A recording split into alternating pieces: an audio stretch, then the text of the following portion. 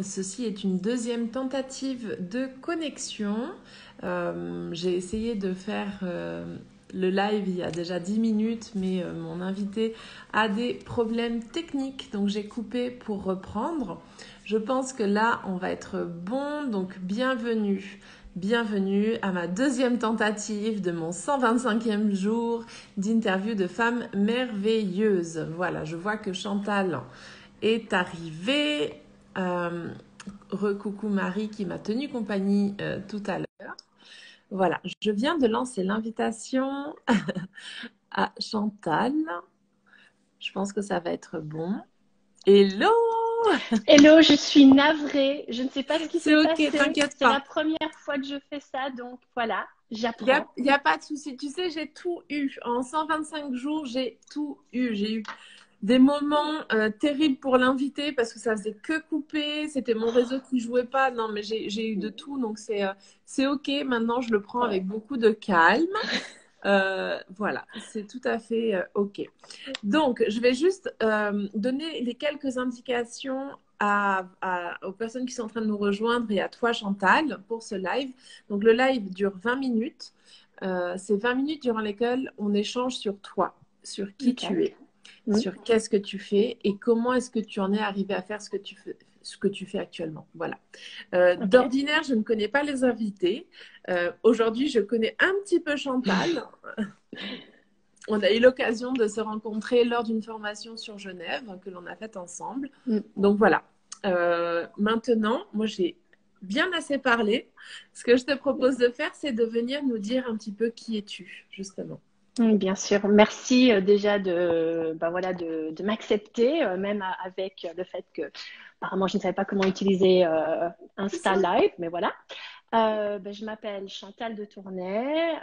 Donc, qui suis-je? Bon, c'est une question que je me pose toujours, hein, parce qu'on est, enfin, ouais, voilà, je suis toujours dans la découverte de moi. Mes rôles principaux, donc, j'ai fondé une école Montessori en 2009. Donc, je suis directrice d'une école Montessori à Végy, donc Mésange École Bilingue. Dans cette école, donc j'ai commencé en étant une éducatrice 3-6 ans. Ensuite, j'ai fait la formation pour travailler avec les enfants dans l'école primaire, 12 ans. Et en fait, à travers cette expérience, je me suis rendu compte que ce qui me Voilà. passionne vraiment, c'est comment développer le potentiel humain. Voilà. Donc c'est évidemment avec les enfants, également avec mes collègues, pour qu'elles puissent vraiment être le meilleur d'elles-mêmes et d'eux-mêmes, et avec les parents. Donc, on fait beaucoup d'accompagnement avec les parents. Et cet accompagnement m'a mené au coaching, en fait, pour pouvoir encore mieux les accompagner et de pouvoir voilà, utiliser des outils différents pour là aussi vraiment trouver le potentiel dans être parent. Parce qu'on ne se pose pas souvent la question, quel type de parent suis-je? Ouais. Donc c'est très intéressant d'aller sur ce chemin-là parce qu'en connaissant, vraiment faisant cette connaissance de soi en tant que parent, on peut comprendre, disons, notre programme déjà, parce que bon, on vient avec un programme, avec ce qu'on a vécu étant enfant, qu'est-ce qu'on a vécu avec nos parents, et du coup, comment on agit donc dans ce rôle-là. Parfois, on n'agit pas comme on voudrait. Et c'est là, aller chercher quels sont nos déclencheurs, qu'est-ce qui me met vraiment en colère et pourquoi, qu'est-ce qui me touche particulièrement. Et quand parce qu'en fait, l'enfant, c'est un miroir. Autant que nous sommes un miroir envers l'enfant, Mhm. l'enfant est vraiment notre miroir aussi. Et très souvent, on fait reconnaissance de notre enfant intérieur quand on devient parent. Parfois, il y a des blessures ou des choses qu'on aurait voulu vivre différemment. Et bien évidemment, ça a un impact sur notre parentalité. Et donc, en accompagnant les parents, j'ai développé des ateliers que j'ai lancé cette année.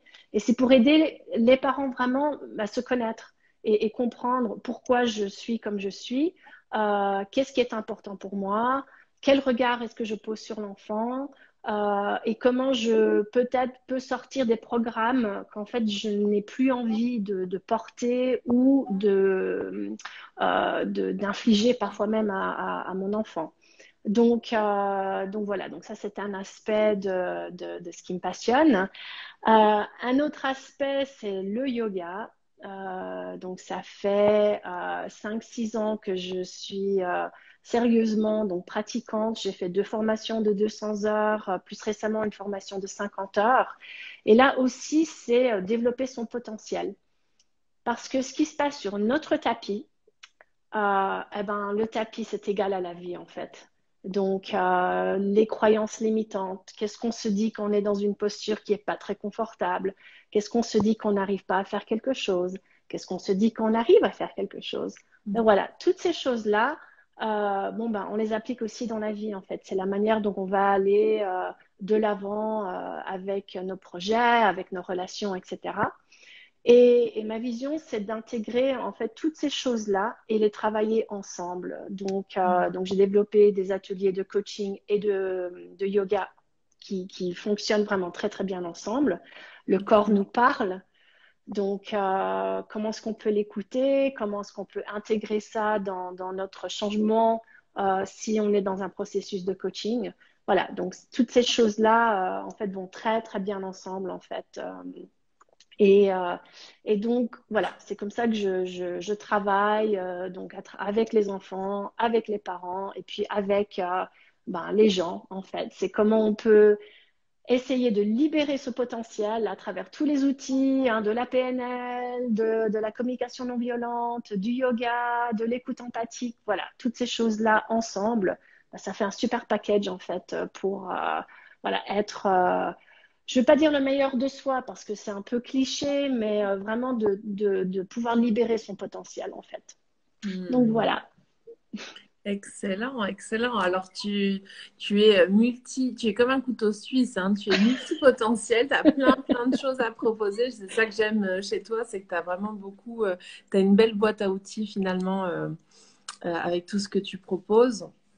Aujourd'hui, alors juste pour préciser, donc tu travailles en présentiel, tu travailles en distanciel. Comment est-ce qu'on peut travailler avec toi aujourd'hui? Oui, bien sûr. Ben, je fais les deux en fait. Donc, Ok. c'est possible en présentiel et puis aussi en utilisant Zoom. Voilà, pour du coaching. Je donne des cours de yoga à travers Zoom aussi. Mais je ne ferai pas du coaching et du yoga en Zoom ensemble parce que là, Ok. c'est vraiment où on a besoin de travailler dans la même pièce pour voilà, travailler le corps, etc. Donc, mais on peut facilement participer à un cours de yoga en Zoom que je donne 2 fois par semaine. Mm. Ok.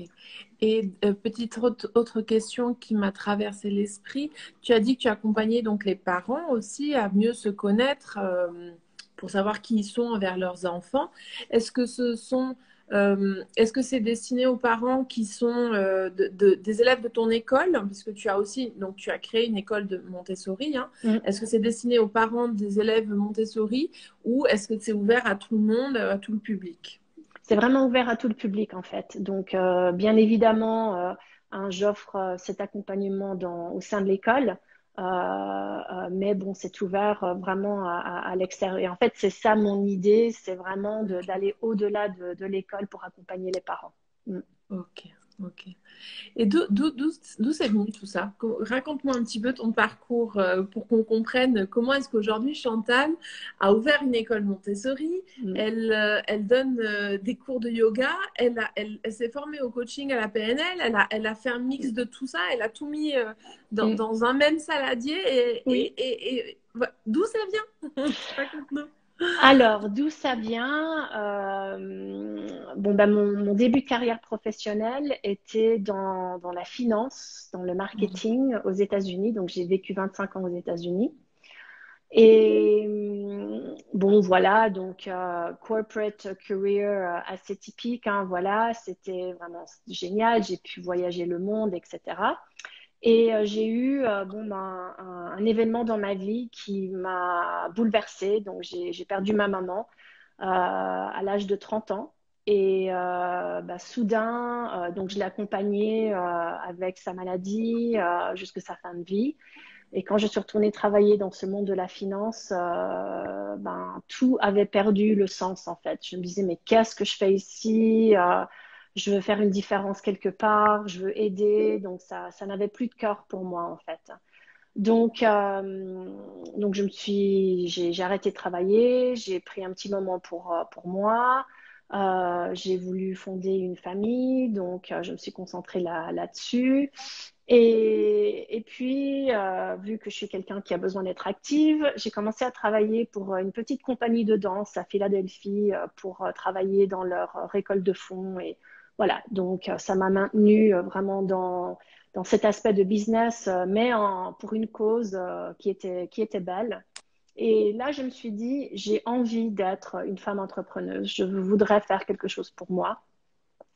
Donc déjà, il y avait une petite graine qui était plantée. Et 2 ans après, donc mon fils avait 2 ans, nous sommes venus à Paris en tant qu'expatriés à travers le travail de mon époux. Et j'ai mis mon fils dans une crèche soi-disant bilingue. L'anglais qui était parlé dans cette crèche n'était pas exactement l'anglais que je voulais qu'il entende. Voilà, donc je me suis dit, bah, pourquoi pas voilà, travailler en bénévolat et venir lire des histoires aux enfants. Donc ça a commencé comme ça. Voilà, une fois par semaine, j'ai été faire de la lecture avec ces petits bouts de chou de 2 ans à 3 ans.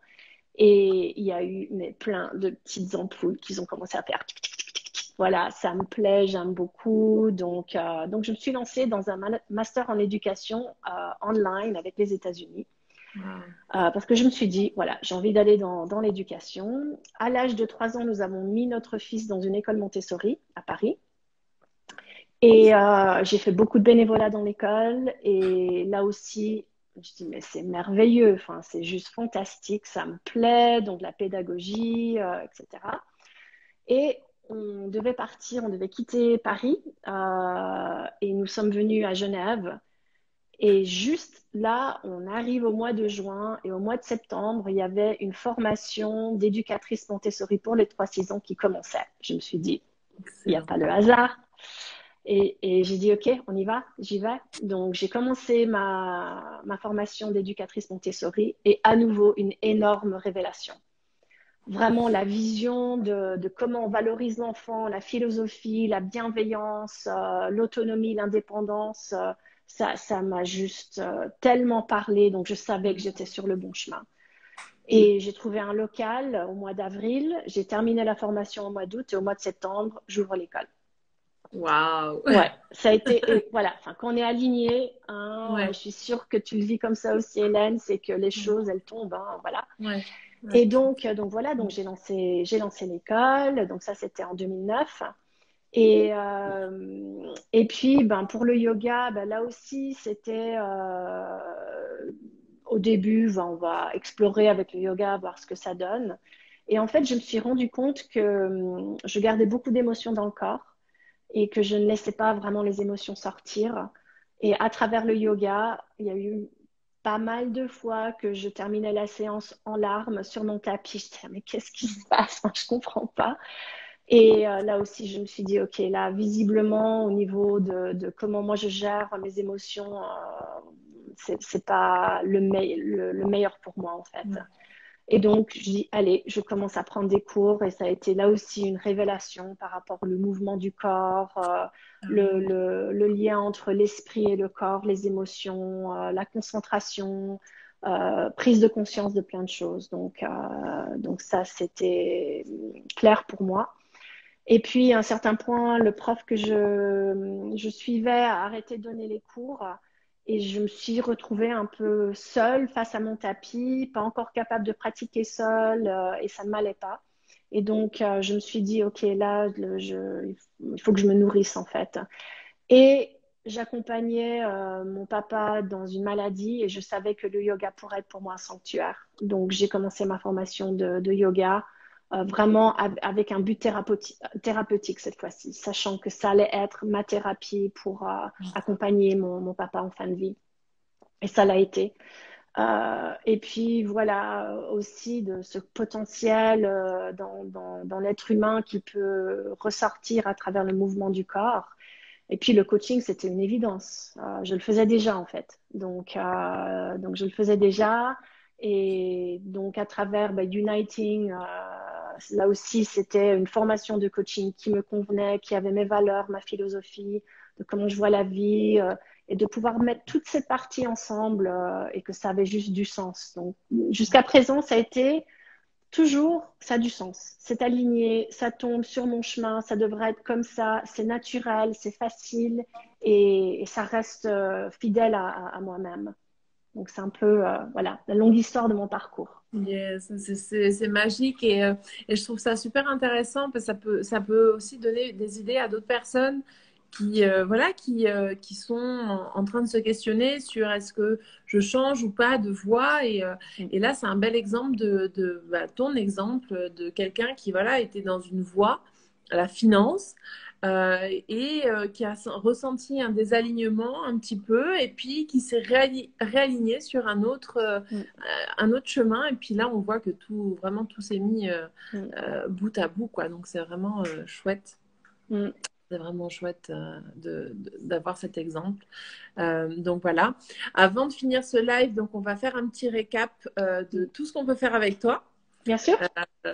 Donc d'un côté, donc tu as ton école Montessori à Béji, hein, c'est ça? À Végy, ouais, Végy-Fontenay, ouais. Juste à Voilà. 15 minutes du centre de Genève, mais côté France. Ok, voilà. Ensuite, tu fais des accompagnements pour les parents. Mhm. Pour justement leur permettre de mieux se connaître finalement, de savoir mieux qui ils sont et que ça répercute sur leurs enfants. Hein. Tu me dis, tu m'arrêtes hein, si je Oui, veux. oui, c'est Il y a quelque chose exactement qui ça est. en fait. Ben, Ok. j'appelle les ateliers Mindful Parenting. Donc, c'est vraiment être un parent en conscience en fait. Pourquoi je fais ce que je fais? Avec quel but en fait? Qu'est-ce que je veux pour mon enfant et comment est-ce que je peux le mettre en place? Mhm. Excellent. Ces ateliers, je t'ai pas demandé, ils sont en présentiel ou ils sont online? Alors pour l'instant, je l'ai fait plutôt en présentiel. D'accord. Après, c'est voilà, en voie de développement pour ce qui pourrait être fait en Zoom. Par contre, l'accompagnement, donc le coaching parental, ça peut être fait en Zoom, à Bonjour. distance. Ok, Voilà. Mm, excellent. Et en dernier, donc tu es également prof de yoga. mm. Donc, tu donnes des cours 2 fois par semaine de yoga et tu as également créé donc un accompagnement coaching yoga Exactement. qui se fait en présentiel cette fois-ci. Tout à fait. Ok. Est-ce Oui, que j'ai bien résumé? parfaitement bien. Excellent. Alors, ce que je t'inviterai à faire, c'est quand je vais venir publier la vidéo, tu pourras venir écrire un commentaire avec tes coordonnées, ce que tu veux dedans pour que les gens qui ont envie de connecter à ton énergie, qui veulent te Mm. rencontrer, qui veulent te poser des questions au sujet de tout ce que tu fais, puissent le faire rapidement. Donc ça, c'est la première chose. Et avant de finir le live, j'aime bien vous poser une question. J'aime Oui. bien vous demander de me partager 3 personnes, 3 livres, 3 auteurs, ce que tu veux, 3 personnes qui t'ont inspiré à devenir la femme que tu es aujourd'hui. Alors, première personne, bon, c'est ma grand-mère en fait, qui a été ma femme juste merveilleuse et qui m'a vraiment inspirée dans cet aspect de potentiel, de toujours voilà, essayer de libérer le potentiel en moi et ne pas avoir peur d'y aller. Donc ça fait un peu cliché. Voilà, ma grand-mère et ma mère ont été deux femmes pour moi modèles hein, de ce côté-là. Bien évidemment, Maria Montessori, qui a été une génie et vraiment une femme avant-garde pour son temps, avec une vision et surtout maintenant une vision qui est extrêmement pertinente par rapport à l'éducation à la paix. En vue de l'état de la planète aujourd'hui et des guerres, etc. Donc ça, c'est quelque chose qui me fait vibrer énormément en fait. Donc tout ce qu'elle a écrit par rapport à l'éducation à la paix, il y a 100 ans qu'elle l'a écrit et mon Dieu, mais qu'est-ce que c'est pertinent aujourd'hui. Mm. Yes.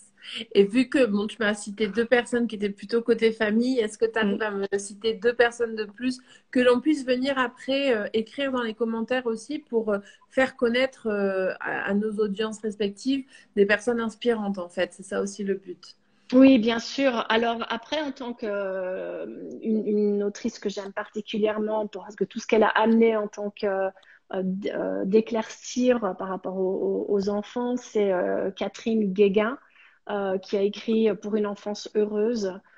C'est un livre très intéressant des enfants de 0 à 6 ans et leur développement, surtout au niveau du cerveau, et qui met en lumière ce qu'on peut vraiment attendre d'un enfant dans cette tranche d'âge-là.